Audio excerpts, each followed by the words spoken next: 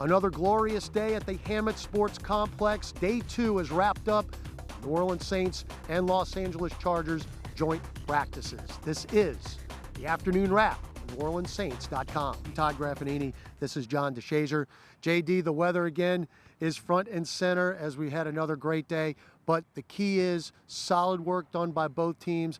They got what they wanted to do as far as getting the work done and accomplishing that. Graf, I'm going to let you talk about the weather. I tweeted something about it, and I think I made some people angry, so I'm just going to leave that to you. But, yeah, you're able to get a lot of quality work done because you don't have to worry about the heat. You don't have to worry about the hydration issues that otherwise might be plaguing a team in South Louisiana. I think both teams really appreciate and love working against one another. This is the third year that the two teams have gone against each other. Let's hear from head coach Sean Payton on the format of those practices. The format generally has been fairly consistent. Obviously, the players are different. There's things that are different with what either team is doing. But generally what we've tried to accomplish on day 1, then day 2, and then the final day has been pretty similar. And there might be some situations we look at that we didn't a year ago, but I'd say for the most part, it's pretty similar.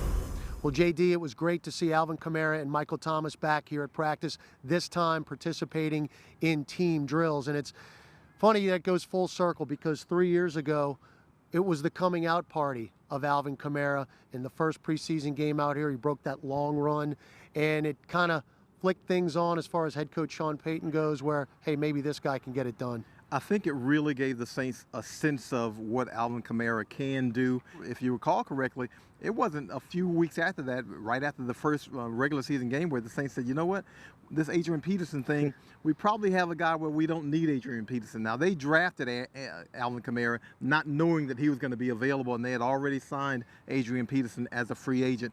They get Alvin Kamara in camp, and then they say all of a sudden, you know what, this guy might be exactly what we're looking for. So that run showed him a lot in that game. No question. Let's go to head coach Sean Payton. It was a light bulb moment when Kamara broke that run. Well, I think historically, when we talk about a player that gains confidence, I mean, that run was, early in the game. I want to say it was the first series. I think that takes place in our game. Players do things very well and they build on those things, and that's where the confidence comes from. And I think very early on we saw a lot of positive things from him, and so the confidence not only grew with himself as he played, but it also grew relative to what we wanted to do. Well, running back Latavius Murray continues to have an outstanding camp after a little bit of a hiccup, missed a couple days with injury, but he is back participating fully. And JD, look, he's going to be counted on in a lot of aspects in the Saints offense. Well, we know he's a guy who can operate in short yardage. You look at his touchdowns, we know he can do that. But Mark Ingram filled a huge role for this team, not just as a runner, but also in the passing game. He was a guy who's fantastic at picking up blitzes. He was a fantastic guy who in the screen pass game, and he was a pretty good guy in swing passes out of the backfield. So Latavius Murray, those are the things that he's going to have to do effectively for the Saints. Here's running back Latavius Murray on his role in the Saints offense. As far as my role, we haven't gotten into any of that. Let me tell you, I've done every single thing that the playbook has to offer for a running back.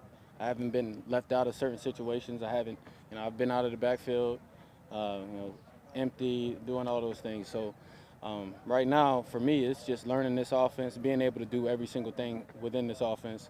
And then as, time get going, going out there and proving I can go do those things on the field. About a couple of weeks ago in training camp during an indoor session, Drew Brees got the very rare day off. It's something he does not really look forward to. This is a very competitive quarterback. He wants to be out there taking every rep, and here's his thoughts on those vet days. Oh, I hate vet days off.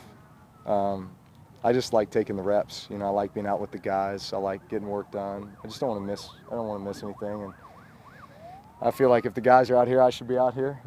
So, but I also understand the value of rest and recovery at times when it's needed. So I'm trying to be smarter in my seasoned years. And so obviously when you're asked to, hey, take a day off, there's nothing worse than sitting on the sideline and watching everybody else do it, right? If you're going to tell me to take a day off, go put me somewhere where I'm not going to drive myself crazy staring at it, you know?